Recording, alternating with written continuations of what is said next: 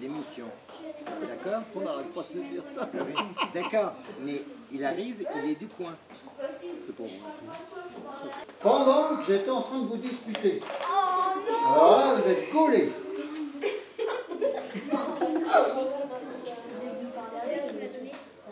Une première lecture, un visage un peu dramatique, un humain plutôt rassurant, et en même temps une angoisse. Juste derrière, il se passe quelque chose, comme derrière toute palissade.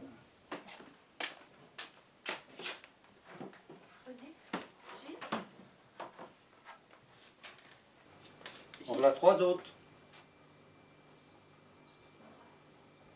Un style, oui, je l'espère, mais en même temps, marginal, j'essaie en même temps de m'intégrer. Marginalité, oui, mais subversive, oui, mais tendre, quelque part. Parce que s'il fallait vraiment que je sois marginal et subversif, il faudrait vraiment que je crie plus fort. Ça reste, mon travail reste tendre, poétique, humoristique. Il y a une agression, une petite agression à la société, parce qu'elle ne va pas très bien, et c'est un constat surtout. C'est pas une agression, c'est un constat. Et j'essaie de tirer parti de ces malaises, de ces problèmes, pour apporter ma petite note de poésie et d'espoir. C'est un concept, c'est l'urbanisation sauvage. Surtout l'affichage. L'affichage qui est partie intégrante de la palissade, ou du mur, ou du vieux mur, comme les tags, comme les fresques que l'on voit, les fresques urbaines que certains artistes arrivent à intégrer. Ça, c'est de la poésie. Et mon souci, mon objectif, il est un peu du même ordre. C'est-à-dire de tirer parti de la palissade comme support surtout urbain, et de faire passer des émotions, parce que la palissade, bon, c'est péjoratif, c'est rien, c'est quasiment un tas de n'importe quoi. Mais quelquefois, c'est très beau. Quelquefois, si on sait regarder, une palissade, un mur, des affichages, des déchirages, comme Villeglé avant moi a pu le faire, mais lui il faisait dans l'abstraction, il a su regarder justement les affiches déchirées. Et quelle beauté! Ça, il a su le montrer. Et ça, c'est beau. C'est un peu ma quête, c'est quelque part un peu suivre cette espèce d'étoile qui a pu être Villeglé, et nous montrer un autre œil, poser un autre œil sur ce qui est dérisoire, qui est pourri, qui est sale, qui est moche, mais qui, si on sait le regarder, peut être très beau. Les couleurs, les mauvaises impressions, c'est de la typo plus ou moins mal offset, plus ou moins bien imprimé, tout ça, ça passe avec le temps, et ça peut devenir très beau. Et c'est ce que j'essaie de faire. C'est ce que j'essaie de glisser dans mon travail, ces émotions qui sont, comme je le disais tout à l'heure, dérisoires et qui peuvent être particulièrement jolies, bien intégrées. Le passé, pour moi, c'est quelque chose d'important. On a eu des palissades en bois, elles étaient magnifiques. C'était Prévert, c'était toute cette poésie du cinéma des années 50 ou d'avant-guerre, et les clairs-obscurs, ces palissades étaient les graffitis sur les murs, tout ça c'est ma poésie, ça.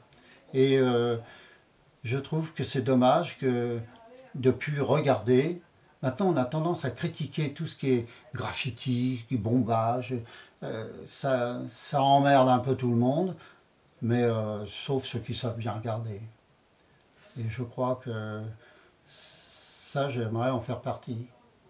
Des gens qui regardent avec un œil amoureux ces bombages, ces graffitis, sauvages bien sûr, bien souvent, marginal, mais une expression très contemporaine, qui suit parfaitement les Prévert et les autres poètes qui nous ont montré le chemin. Et c'est un peu comme quand on travaille, on chauffe la main, comme les chanteurs chauffent leur voix. Nous, les dessinateurs, les peintres, on se met en situation quand on arrive dans l'atelier le matin. On chauffe la main et on cherche, on gribouille. Et moi, au lieu de gribouiller, pendant une période, je faisais des autoportraits. Ça, c'est comme qui dirait un clin d'œil au jeu de massacre. On y met la tête et on se fait une photo, ou alors on prend des tomates.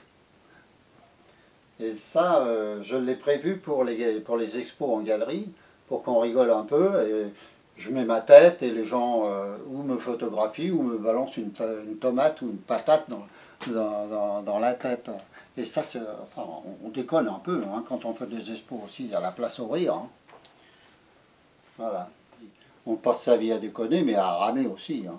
Et puis, on est bien content. On est bien content, surtout quand on arrive à joindre quand même les deux bouts et quand on arrive à survivre.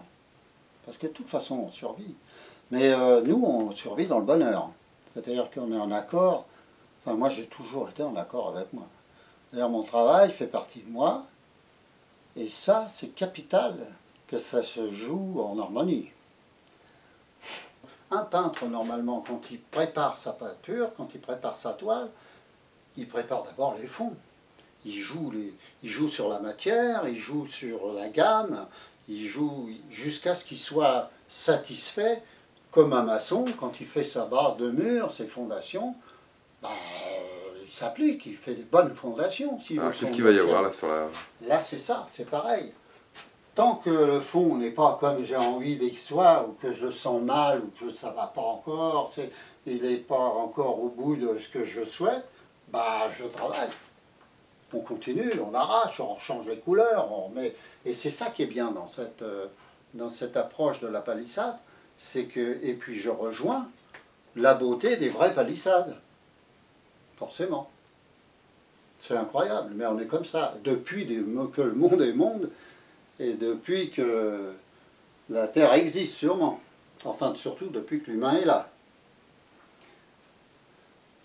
Comme dit un de mes amis, la société, de génération en génération, se photocopie. Et c'est vrai.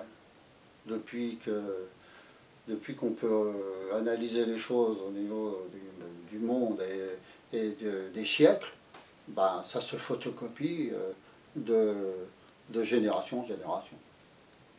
On a toujours les mêmes problèmes. Mais là, depuis un certain temps, ça s'amplifie. Là, on commence à frôler le désastre. On va droit dans le mur. C'est un peu ça que j'essaie de suggérer aussi. C'est que l'homme est vraiment un prédateur. Quoi. Il détruit le maximum. Pourtant, il y en a qui sont beaux. Il y a des étoiles, il y a des poètes, il y a des artistes, il y a des lumières. Mais bon, il y a des sacrés fumiers aussi. Il y a des sacrés enfoirés. Et c'est toujours ceux-là qui gagnent.